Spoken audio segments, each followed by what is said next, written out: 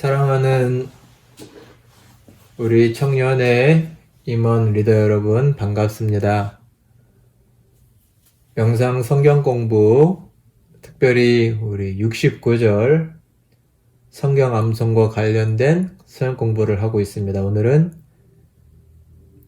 A 파트의 11번째 구절, 마태복음 5장 19절에 대해서 함께 나누도록 하겠습니다. 자, 말씀을 한번 먼저 같이 읽어볼까요? 말씀하시되 나를 따라오라. 내가 너희를 사람을 낚는 어부가 되게 하리라 하시니. 아멘. 예수님께서 제자들을 부르신 말씀입니다. 우리 말씀 마태복음 4장 19절에 있는 4장 18절부터 22절까지의 말씀을 먼저 한번 읽어보고 나서 그 다음에 계속해서 나눠보도록 하겠습니다. 자, 성경을 피셔서 마태복음 4장 18절로 22절까지의 말씀을 한번 같이 읽어보도록 하겠습니다. 갈릴리 해변에 다니시다가 두 형제 곧 베드로라 하는 시몬과 그의 형제 안드레가 바다에 금을 던지는 것을 보시니 그들은 어부라. 말씀하시되 나를 따라오라. 내가 너희를 사람을 낚는 어부가 되게 하리라 하시니. 그들이 곧 그물을 버려두고 예수를 따르니라. 거기서 더 가시다가 다른 두 형제 곧 세베대의 아들 야고보와 그의 형제 요한이 그의 아버지 세베대와 함께 배에서 그물 깁는 것을 보시고 부르시니 그들이 곧 배와 아버지를 버려두고 예수를 따르니라. 아멘. 예수님께서 처음 예수님의 제자들을 부르시는 장면이 나오는 말씀입니다. 당시에는 이미 제자의 공동체, 스승과 제자의 공동체가 있었습니다. 랍비와 제자의 공동체인지요. 랍비는 말 그대로 율법을 가르치는 율법 스승입니다. 또한 유대 공동체 외에도 어떤 특별한 철학 사상을 가지고 제자의 무리를 이끄는 사람들은 있었겠죠. 특별히 이 유대 사회에서의 랍비와 그를 따르는 사람을 제자라고 하죠. 따르는 제자 공동체에는 특징이 있었습니다. 무엇이 있었냐면 일단 제자가 되면 제자는 랍비의 가족으로 소속이 되게 됩니다. 즉, 이 말은 삶의 공동체가 된다는 말씀입니다. 그들은 단순히 배울 뿐만 아니라 배움과 삶의 공동체를 이루어서 같이 먹기도 하고 같이 자기도 하고 스승이 가는 곳은 어느든지 가는, 그래서 곧 그들이 여태껏 살아왔던 삶을 중단하고 새로운 삶을 사는 것을 결단하는 것입니다. 새로운 삶을 결단하는 것으로 시작을 하게 되는 것이죠. 심지어는 부모도 떠나고 가족들도 떠나서 스승 밑으로 들어가게 되는 것을 말합니다. 상징적인 모습으로는 항상 그들은 스승이 맨 앞에 가고 제자들이 적당한 거리를 두고 스승을 뒤에서 따라가는 모습이 제자와 랍비의 이런 공동체의 모습이기도 했습니다. 아마 예수님의 모습도 이와 비슷했을 거라고 생각이 됩니다. 예수님이 가시면 12 제자들이 그 뒤를 따르면서 예수님과 함께 동행을 했겠죠.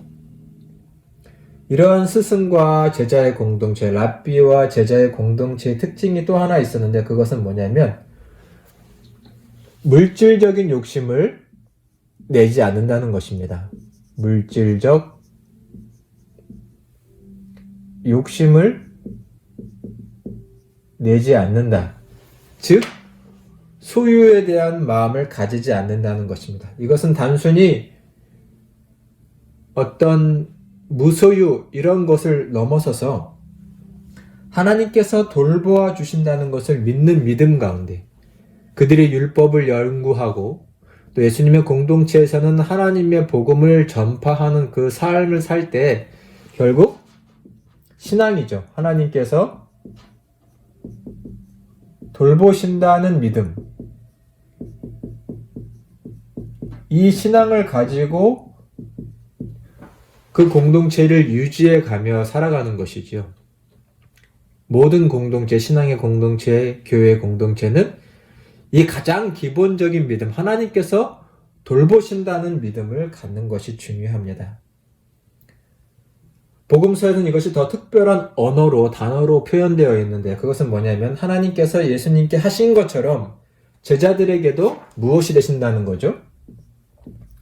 아버지시다. 이것은 예수님에게서 유대 공동체에 생긴 매우 특별한 이미지입니다. 하나님이 모든 유대인들 넘어서는 인류의 아버지가 되신다라는 것이지요. 우리 말씀을 한번 찾아볼까요? 주기도문 말씀인데 한번 봅시다. 마태복음 6장 9절 11절까지 한번 볼까요? 9절과 11절 한 장, 두 장만 넘기시면 되죠. 마태복음 6장 9절을 먼저 읽어보겠습니다. 그러므로 너희는 이렇게 기도하라. 하늘에 계신 우리 아버지여, 이름이 거룩히 여김을 받으시오며. 11절 오늘 우리에게 일용할 양식을 주시며. 우리가 잘 아는 주기도문이죠. 이 주기도문에서 중요한 것 한 가지 사상은 뭐냐면 하나님이 우리의 아버지가 되시고 우리의 일용할 양식을 채워주시는 선하신 아버지시다라는 것이죠. 제자의 공동체가 가져야 할 믿음이 바로 이런 것이고 우리 모든 교회와 그리스도인이 가져야 할 마땅하고도 가장 근본적인 믿음이 바로 이겁니다.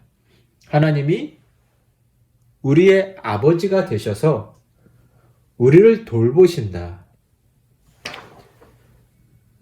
그 이후에 여러분 한번 마태복음 5장 25절로 34절의 말씀도 우리가 잘 아는 말씀이에요.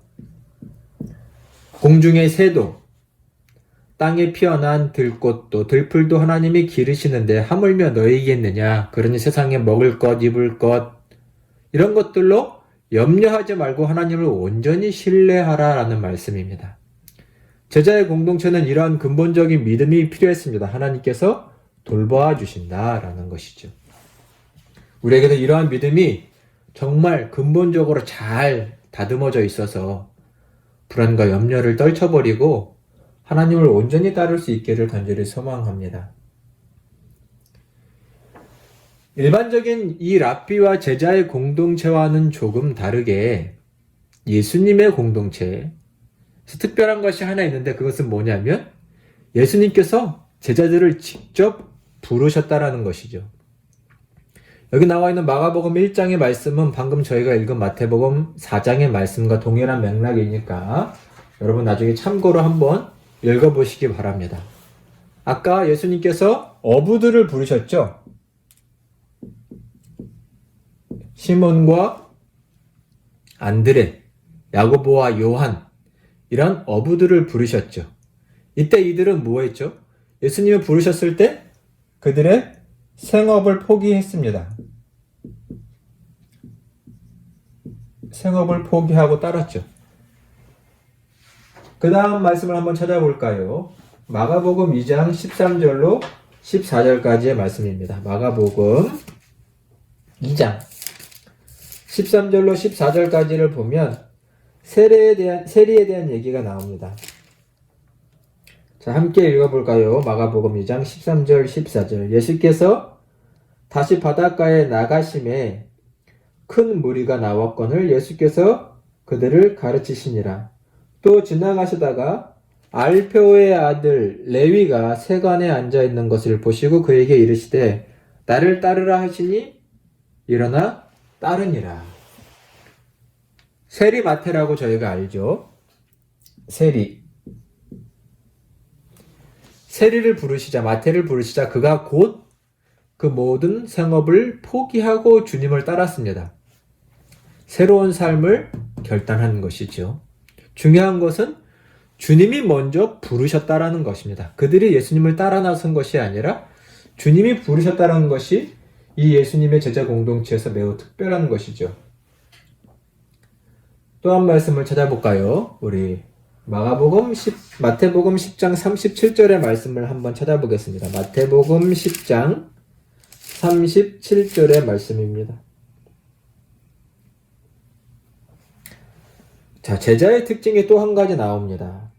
자, 제가 봉독하겠습니다. 아버지나 어머니를 나보다 더 사랑하는 자는 내게 합당하지 아니하고 아들이나 딸을 나보다 더 사랑하는 자도 내게 합당하지 아니하며. 이 앞에 두 말씀은 그들의 생업을, 삶을 포기하고 따라 나섰는데 여기서는 또 부르셨을 때 필요하고 요구되는 것이 있는데 보니까 가족을 포기하는 겁니다. 이 포기란 사랑의 의미를 말하죠. 더 사랑하지 않겠다라는 것이죠. 누구보다요? 하나님보다, 따르는 스승보다 더 사랑하지 않겠다라는 결단이 필요합니다. 이것은 무엇을 말하는 건가요? 우선순위를 말하는 거죠. 신앙생활을 하다 보면 이것이 가장 어렵다라고 느껴질 때가 있습니다. 가끔은 돈도 버릴 수 있고 일도 버릴 수 있고 하지만 지금껏 우리를 길러주신 부모님도 내 사랑하는 자녀들을 버린다라는 것은 정말 쉬운 일이 아니겠죠. 물론 그들과 원수를 맺고 등을 찌고 산다는 것은 아니지만 여태껏 우리의 삶이 부모와 자식에게 우선순위가 되었고 가족에게 우선순위가 되어 있었는데 그 우선순위를 바꾼다라는 것, 하나님의 일을 위해서, 예수 그리스도를 따라가는 일을 위해서 복음을 전하고 제자의 공동체를 세워가고 하나님의 나라를 세워가는 그 모든 일에 있어서 그것을 우선순위에 두고 나머지 것들을 2, 3순위에 둔다는 이것이 생각보다는 쉬운 것이 아닙니다. 그러나 예수님이 우리를 부르셨을 때는 바로 이러한 포기들, 그동안의 삶을, 내 삶의 우선순위를 뒀던 것들을 포기하고 오직 하나님께만, 예수님을 따르는 일에만 우선순위를 두고 따를 것을 위해서 그분이 부르신 것이죠. 예수님을 따른다, 신앙을 갖는다라는 것은 쉽게 말할 수 있는 부분이 아닙니다. 그래서 이것을 쉽게 한 단어로 요약을 한다면 우리는 뭐라고 말할 수 있냐면 자기 부인이라고 말할 수 있죠. 목사님이 여기에 올려놓은 이 말씀이 그 자기 부인을 나타내고 있는 말씀입니다. 우리 한번 같이 읽어보도록 하겠습니다. 무리와 제자들을 불러 이르시되 누구든지 나를 따라오려거든 자기를 부인하고 자기 십자가를 지고 나를 따를 것이니라. 이 말씀에 보면 따르려거든 이란 말이 두 번이나 나오죠. 자기를 둘러서 많은 무리와 제자들을 보시고 예수님이 강하게 말씀하셨습니다. 뭐라고 말씀하셨나요? 나를 따라오고 싶으냐? 그러면 자기를 부인해라. 그것이 곧 십자가를 지는 것이라고 말씀하고 계십니다. 십자가를 진다. 자기 부인, 여긴 특별히 십자가를 지는 것이라고 나와 있죠. 목사님이 여러 번 여러분에게 설명드렸습니다. 십자가를 지는 것, 고통과 죽음 맞습니다. 하지만 더 근본적인 의미, 이제는 십자가를 진 사람에게는 다른 삶은 허락되지 않는 것입니다. 이것이 현대를 사는 우리에게 더 의미가 있죠. 우리가 지금 십자가를 지고 손에 못이 박히고 고통을 당하는 것이 아니죠. 십자가를 진 사람에게는 다른 사형 언도 외에는, 십자가 형벌 외에는 다른 것이 번복이 없습니다. 즉 십자가를 진 사람은 결국 십자가에 달려 죽는 것밖에 없는데, 결국 지금 현대를 살아가는 우리에게 십자가를 진다는 것은 예수 그리스도를 따라가는, 전적으로 그분만을 따라가는 삶 외에 다른 것은 허락되지 않는다라는 것입니다. 즉 오직 따름만이, 예수 그리스도를 따름만이 남아있다라는 것입니다. 이것만이 유일하고 이것만이 가장 우선된 것이라는 것이죠. 여기서 신앙이라는 것은 쉽지 않다는 것을 알 수 있습니다. 여러분, 예수님 믿고 하나님 믿고 따르는 것은 보통 각오와 결단으로 되는 것이 아니라는 것을 꼭 기억을 해주시기 바랍니다.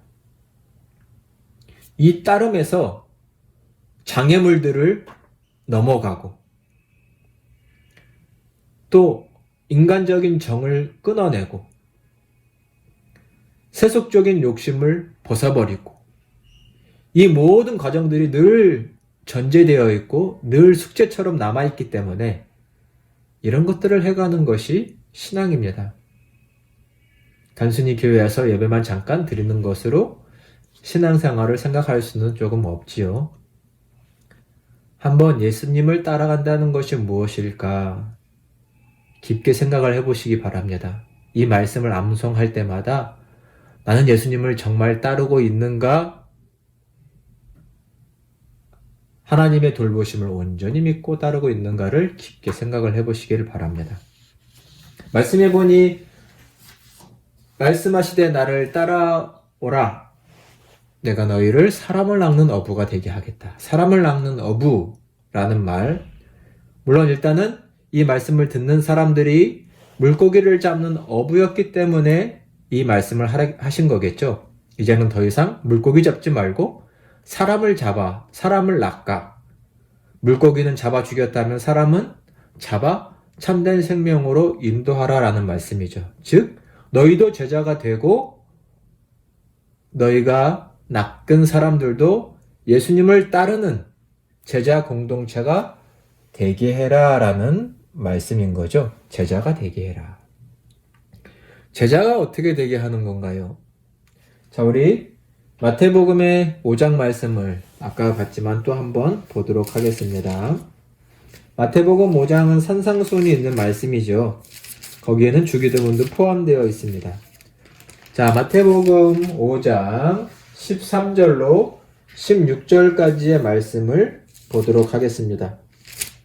13절로 16절까지의 말씀을 찾아서 함께 읽어보도록 하겠습니다. 너희는 세상의 소금이니 소금이 만일 그 맛을 잃으면 무엇으로 짜게 하리요? 후에는 아무 쓸데없어 다만 밖에 버리워 사람에게 밟힐 뿐이니라. 너희는 세상의 빛이라. 산 위에 있는 동네가 숨겨지지 못할 것이요. 사람이 등불을 켜서 말 아래에 두지 아니하고 등경 위에 두나니 이러므로 집안 모든 사람에게 비치느니라. 이같이 너희 빛을 사람 앞에 비치게 하여 그들로 너희 착한 행실을 보고 하늘에 계신 너희 아버지께 영광을 돌리게 하라. 일단 16절 말씀을 저희가 제일 잘 아는 말씀이죠. 너희 빛을 사람들에게 비춰서, 그리고 이 빛을 우리는 선행이라고 보통 알고 있습니다. 물론 또한 그 뜻이 맞지요. 너희 착한 행실을, 선행을 사람들에게 보여서 하나님께 영광이 되게, 하나님을 높이게, 또 하나님을 믿고 따르게 만들어라 라고 하고 있습니다. 너희는 세상의 빛이다. 일단 어떻게 제자를 삼을까, 사람을 낚을 수 있을까의 가장 근본적인 무엇을 말하나요? 삶의 변화를 말합니다. 즉 이것은 빛된 삶을 말하지요. 이것을 오늘 말씀에는 착한 행실이라고 하고 있습니다. 이것을 조금 더 의미 있게 설명을 드려보면, 이미 이 어두운 세상에 예수님께서 빛으로 오셨습니다. 예수님이 빛으로 오셨죠. 이것을 교회에서는 주연절이라는 절기를 삼아서 기념하고 있는 것입니다. 빛으로 오신 예수님.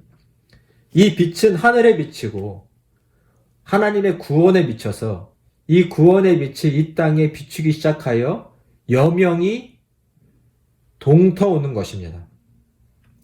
그러면 제자들의 삶은 뭐냐면 이 예수 그리스도의 빛을 세상에 반사해서 보여주는 것이죠. 자기의 빛을 비추는 것이 아니라 하나님의 빛, 예수 그리스도의 빛을 세상에 보여주는 삶을 말하는 것입니다. 즉, 이 땅에 예수 그리스도의 공동체가, 제자의 공동체가 있음으로 말미암아 하나님의 나라가 동터올 것이라는 것을 사람들에게 보여줄 수 있는 것이죠. 즉, 반대로 말하면 예수 그리스도의 공동체만이 하나님 나라의 빛을, 지금은 이 땅에 보이지 않지만 완성될 하나님의 나라의 그 영광을 보여줄 수 있는 사람들이 오직 예수 그리스도의 제자밖에는 없습니다. 그것을 너희는 이 땅에 착한 행실로 선한 삶, 변화된 삶으로 보여주라는 것이죠. 오직 유일한 증거자라는 것이죠. 그래서 이 빛을 증거하는 공동체의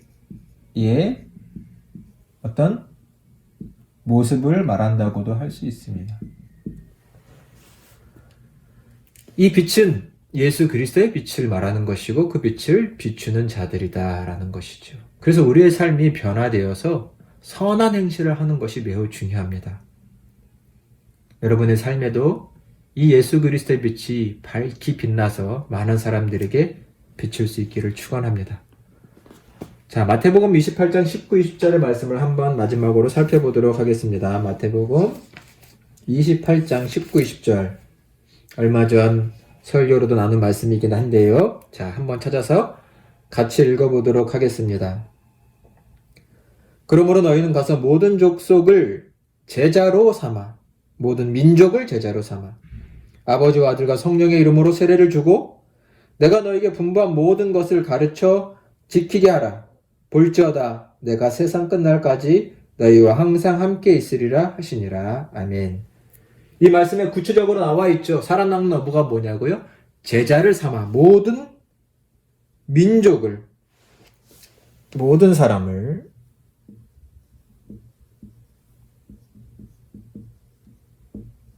제자로 삼으라고 했습니다. 모든 사람을 제자로 삼아야 합니다. 어떻게 할까요? 아버지와 아들과 성령의 이름으로 세례를 주라라는 말은 세례를 주는 행위가 강조되어 있다기보단 그들을 믿게 하라는 것이 강조되어 있는 것입니다. 믿게 해서, 믿는 자가 되게 해서 세례도 받게 해라라는 것이죠. 하나님을 고백하게, 삼위일체 하나님을 고백하게 만들라라는 것이죠. 이 제자를 삼는 일에서 중요한 것은 20절입니다. 내가 너에게 분부한, 명령한 모든 것을 가르쳐 지키게 하라. 예수님의 말씀을 가르쳐 지키게. 이것이 중요합니다. 가르쳐 지켜게 해야 됩니다. 요즘 목사님이 강조하고 있는 것이 있죠. 제자 양육, 또 재생산, 영적인 재생산. 내가 제자가 되고 다른 사람을 제자가 되게 하라. 이것이 예수 그리스도를 증거하는 것, 알리는 것, 전파하는 것. 그것은 단순히 말로 전하는 것이 아니라 제자를 삼는 사역으로 말씀을 가르치고 지키는 삶, 훈련된 삶을 살게 하는 것을 목표로 하는 것입니다. 그 제자가 또 다른 제자를 삼고 디모데 사역이 가능해지는 것이죠.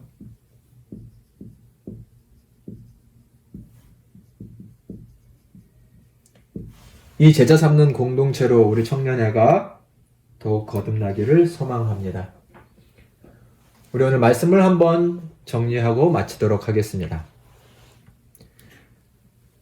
예수님을 증거한다라는 주제로 나눴는데요.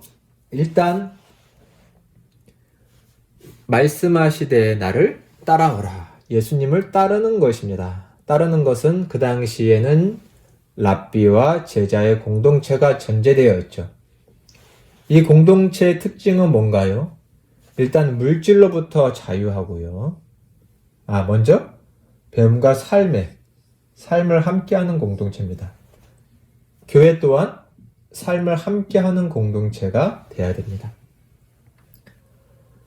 물질로부터 자유할 수 있는 것은 뭐예요? 하나님께서 돌보신다. 우리에게 가장 기본적인 신앙입니다. 왜요? 그분은 우리의 아버지이십니다. 아버지께서 우리에게 일용할 양식, 우리에게 생명을 주신 하나님께서 우리의 생명이 계속해서 유지될 수 있도록 해주실 겁니다. 예수님은 먼저 부르셨습니다. 먼저. 이것이 특색이죠. 어부들을 부르셨고 세리들을 불렀습니다. 이 부름에는 무엇이 따르나요? 자기 부인이 따릅니다. 이 부인이란 포기를 말하는 것이죠. 내려놓아야 할 것들이 있습니다. 하나님이 1순위에 있었던 것에서 1순위에 있어야 할 그 자리에 다른 것들이 놓여 있었죠. 돈, 명예, 권력, 때로는 가족, 내 목표와 소망. 이제는 모든 삶을 내려놓고 새로운 삶을 결단할 때는 자기 부인이 필요합니다.